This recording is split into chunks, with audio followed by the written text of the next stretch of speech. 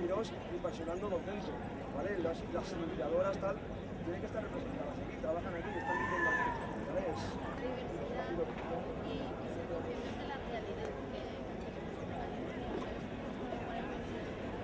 Muy concretas. Una, pacifismo, no se agrede a nadie bajo ninguna circunstancia. Dos,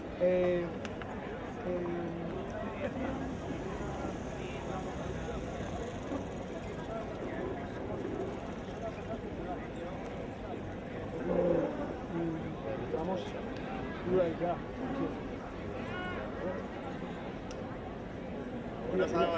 De acuerdo, cambio de tema, estamos aburridos, ya se ha dicho, y no sé qué más salida. Habían ambientado, en Barcelona y Madrid también estaban usando la de no sé.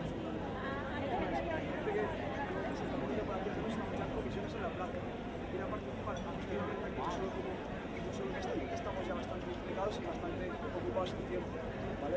Si alguien se propone... Sí, está bien.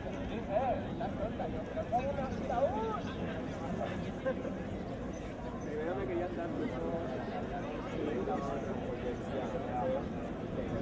No tenemos medios económicos, pero yo qué sé, si acabamos hasta un eurillo en fotocopias o si nos sacamos de la impresora que nos dejen en el centro, nos están dejando varios centros para imprimir, para fotocopiar y demás.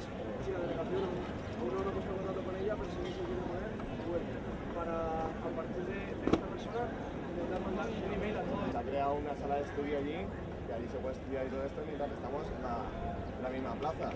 Que también comentas a los profesores y a los propios compañeros para ir haciendo esto más grande. Y si hay gente de Bellas Artes, o sea, hay para todo el mundo, ¿vale? No, si queréis participar allí y ponéis un poco de la web, podemos decirlo si queréis. ¿Tenéis un código de un móvil a mano para apuntarla? No, pero la idea es habitual.